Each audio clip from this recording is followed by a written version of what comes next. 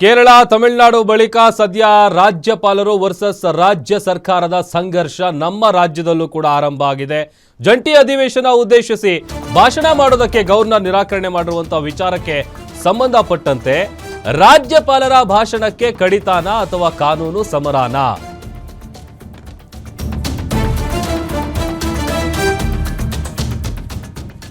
ನೋಡಿ, ವಿಬಿಜಿ ರಾಮ್ಜಿ ವಿರುದ್ಧ ನಿರ್ಣಯಕ್ಕೆ ಒಂದ್ ಕಡೆ ಕಾಂಗ್ರೆಸ್ ಸಜ್ಜಾಗಿದೆ. ಭಾಷಣದ 11 ಪ್ಯಾರಾವನ್ನ ಕೈಬಿಡೋದಕ್ಕೆ ರಾಜ್ಯಪಾಲರು ಸಲಹೆ ಕೊಟ್ಟಿದ್ದಾರೆ. 11 ಪ್ಯಾರಾದಲ್ಲಿ 7 ಅಂಶಗಳ ತಿದ್ದುಪಡಿಗೆ ಸರ್ಕಾರ ತೀರ್ಮಾನಿಸಿದೆ. ಆದ್ರೆ ವಿಬಿಜಿ ರಾಮ್ಜಿ ವಿರುದ್ಧ ಅಂಶ ತೆಗೆಯಲ್ಲ ಅಂತ ಸರ್ಕಾರ ಹೇಳ್ತಾ ಇದೆ. ನಾಳೆ ರಾಜ್ಯಪಾಲರ ನಡೆ ನೋಡಿ ಕಾನೂನು ಸಮರಕ್ಕೆ ತಯಾರಿಯನ್ನ ಮಾಡ್ಕೊಳ್ತಾ ಇದ್ದಾರೆ ಅನ್ನುವಂಥ ವಿಚಾರ ಗೊತ್ತಾಗ್ತಾ ಇದೆ. ಕೇರಳ ತಮಿಳುನಾಡು ಬಳಿಕ ನಮ್ಮ ರಾಜ್ಯದಲ್ಲೂ ಸದ್ಯ ಗವರ್ನರ್ ವರ್ಸಸ್ ಗವರ್ನಮೆಂಟ್ ಜಂಟಿ ಅಧಿವೇಶನ ಉದ್ದೇಶಿಸಿ ಭಾಷಣ ಮಾಡೋದಕ್ಕೆ ಗವರ್ನರ್ ನಿರಾಕರಿಸಿದ್ದಾರೆ. ರಾಜ್ಯಪಾಲರ ಭಾಷಣಕ್ಕೆ ಕಡಿತಾನ ಅಥವಾ ಕಾನೂನು ಸಮರಾನ ಅನ್ನುವಂಥ ಪ್ರಶ್ನೆ ಇದೆ. ಪ್ರಮುಖವಾಗಿ ವಿಬಿಜಿ ರಾಮ್ಜಿ ವಿರುದ್ಧ ನಿರ್ಣಯಕ್ಕೆ ಸರ್ಕಾರ ಈಗ ಸಜ್ಜಾಗಿದೆ. ಭಾಷಣದ 11 ಪ್ಯಾರಾವನ್ನ ಕೈಬಿಡೋದಕ್ಕೆ ರಾಜ್ಯಪಾಲರು ಸಲಹೆ ಕೊಟ್ಟಿದ್ದಾರೆ. ಅದರಲ್ಲಿ 11 ಪ್ಯಾರಾದಲ್ಲಿ 7 ಅಂಶಗಳ ತಿದ್ದುಪಡಿಯನ್ನ ಸರ್ಕಾರ ಮಾಡಿದೆ. ಬಟ್ ಈಗ ರಾಜ್ಯಪಾಲರು ಕೊಟ್ಟಿರುವಂಥ ಸಲಹೆ ಪ್ರಕಾರ ತಿದ್ದುಪಡಿ ಮಾಡಿದೆ ಸರ್ಕಾರ. ಬಟ್ ಆದರೆ ನಾಳೆ ಏನಾಗುತ್ತೆ, ಜಂಟಿ ಅಧಿವೇಶನ ಉದ್ದೇಶಿಸಿ ಭಾಷಣ ಮಾಡಲಿಲ್ಲ ಅಂತ ಅಂದರೆ ಒಂದು ವೇಳೆ ಅಧಿವೇಶನ ನಡೆಯುತ್ತಾ ಅಥವಾ ನಡೆದಾದ ನಂತರದಲ್ಲಿ ಏನಾದರೂ ಕಾನೂನು ಸಮರಕ್ಕೆ ಮುಂದಾಗ್ತಾರಾ ಅನ್ನುವಂಥ ಪ್ರಶ್ನೆಗೆ ಸಂಬಂಧಪಟ್ಟಂತೆ ನಾಳೆ ರಾಜ್ಯಪಾಲರ ನಡೆ ಏನಿರುತ್ತೆ ಅದನ್ನು ನೋಡಿಕೊಂಡು ಕಾನೂನು ಸಮರಕ್ಕೆ ತಯಾರಿಯನ್ನು ಮಾಡಿಕೊಳ್ಳುವಂಥ ಕೆಲಸ ಆಗ್ತಾ ಇದೆ ಅನ್ನುವಂಥ ವಿಚಾರ ಗೊತ್ತಾಗ್ತಾ ಇದೆ.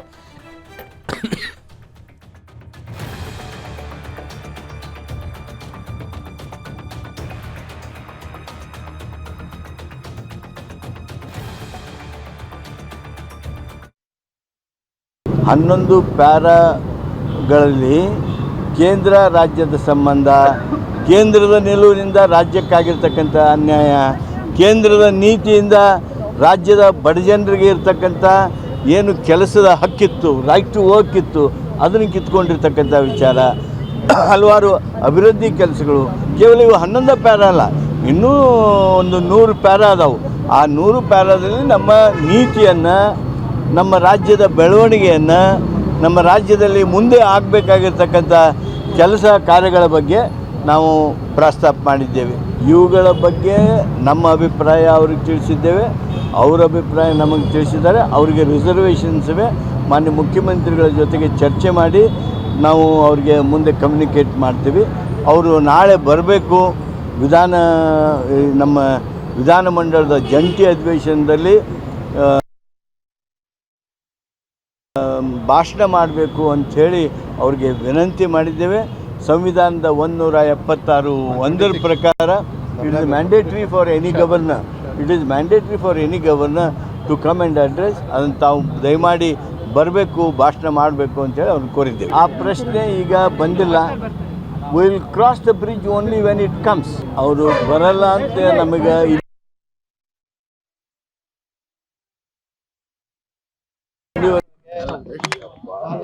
ಕಾನೂನು ಸಚಿವರ ಮೂಲಕ ಅವರ ನೇತೃತ್ವದಲ್ಲಿ ನಾನು ಮತ್ತು ಅಡ್ವೊಕೇಟ್ ಜನರಲ್ ಸೇರಿ ಅವರಿಗೆ ತಿಳಿಸುವಂತ ಕೆಲಸವನ್ನು ಮಾಡಿದ್ದೇವೆ. ಕೆಲವು ವಿಚಾರಗಳನ್ನ ಬದಲಾಯಿಸಬೇಕಾದ್ರೆ, ಕೆಲವು ಭಾಷೆ ಬಳಕೆ ಇರ್ಬೋದು, ಕೆಲವು ನಾವು ವ್ಯಕ್ತಪಡಿಸಿರುವಂತಹ ಭಾವನೆಗಳನ್ನ ಬೇಕಾದ್ರೆ ತಿದ್ದಬೇಕಾದ್ರೆ ನಾವು ತಿದ್ದಕ್ಕೆ ತಯಾರಾಗಿದ್ವಿ, ಅದನ್ನ ಸರಿಪಡಿಸಕ್ಕೆ ತಯಾರಾಗಿದ್ವಿ. ಆದ್ರೆ ಸರ್ಕಾರದ ಆಶಯಗಳು, ನಿಲುವುಗಳನ್ನೇ ಕೈಬಿಡಿ ಅಂತ ಹೇಳಿದ್ರೆ ಅದು ಸರಿಯಲ್ಲ ಮತ್ತು ಅದು ಸಂವಿಧಾನಿಕವಾಗಿ ಇರೋದಿಲ್ಲ ಅಂತ ಪ್ರಮುಖವಾಗಿ ಅವರಿಗೆ ತಿಳಿಸಿದ್ದೀವಿ. ಅವರು ಅವರ ಅಭಿಪ್ರಾಯ ವ್ಯಕ್ತಪಡಿಸಿದ್ದಾರೆ. ಚರ್ಚೆಯ ನಂತರ ಈ ನಿರ್ಧಾರಗಳು, ನಿಲುವುಗಳು ಏನಿದೆ ಅದು ಮುಖ್ಯಮಂತ್ರಿಗಳ ಜೊತೆ ಚರ್ಚೆ ಮಾಡಿಯೇ ತಗೋಬೇಕು. ಅದರಿಂದ ಮುಖ್ಯಮಂತ್ರಿಗಳನ್ನ ಈಗ ಇನ್ನೊಂದು ಅರ್ಧ ಗಂಟೆಯಲ್ಲಿ ನಾವೆಲ್ಲ ಕೂಡ ಭೇಟಿ ಮಾಡಿ ಅವ್ರೇನ್ ನಾವು ಚರ್ಚೆಯಿಂದ ಹೊರಬರ್ತದೆ ಅದನ್ನ ಮಾನ್ಯ ರಾಜ್ಯಪಾಲರಿಗೆ ತಿಳಿಸುವಂತ ಕೆಲಸವನ್ನು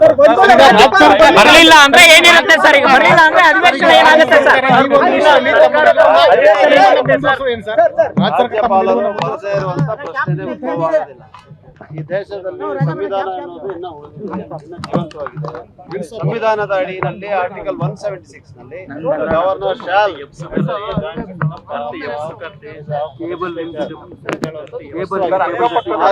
ಆ ರೀತಿಯಾದಂತಹ ನಿರ್ದೇಶನವನ್ನ ರಾಜ್ಯಪಾಲರು ಉಲ್ಲಂಘಿಸುವಂತ ಪ್ರಶ್ನೆ ಉದ್ಭವ ಆಗುತ್ತೆ.